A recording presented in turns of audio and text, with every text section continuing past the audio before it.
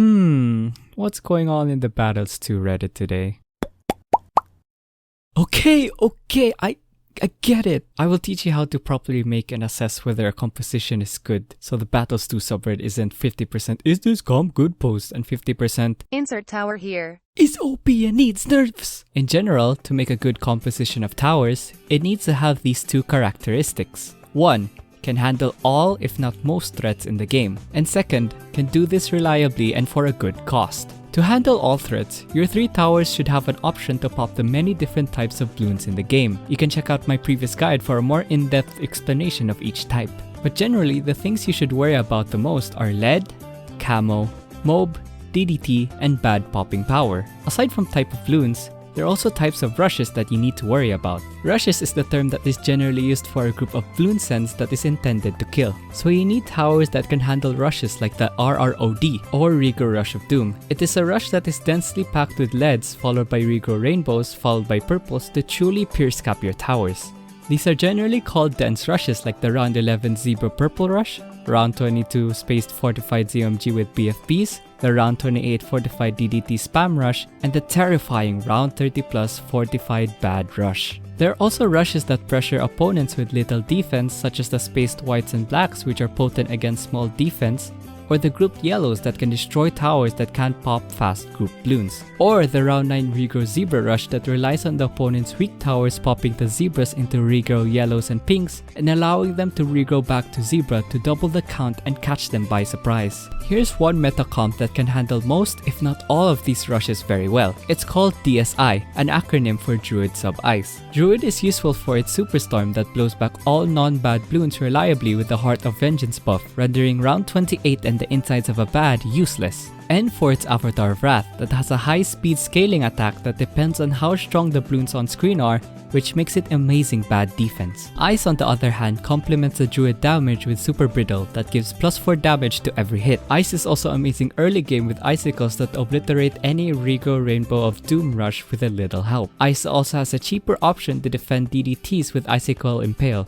Sub is the early game king with its reactor that is not only good group balloon damage but one of the most reliable D-camo towers. It also succeeds mid-game against ZMGs with first strike that can one-shot them and can also be used to significantly damage bads too with fast micro. On top of all that, Druid has Jungle's Bounty, which is a form of alt eco, more info in my previous vid, which serves as good defense but also creates insane amount of money late game, especially with the ability to sell all your alt eco to go in for an all big rush. Having towers that can defeat any balloon is good, but you don't always have to have DDT popping power if the game ends before they even unlock. You can build cheap comps that rely on sending huge rushes early to mid-game to keep up the pressure and not let your opponent sit comfortably. Farms are a great enabler of this. This is where another type of comps come in, called farm strats. It centers around the farm, a cash generating tower, with 2 other cheap towers that can reliably defend early and mid-game like Tac Sub, Tac Wizard, Dart Ace,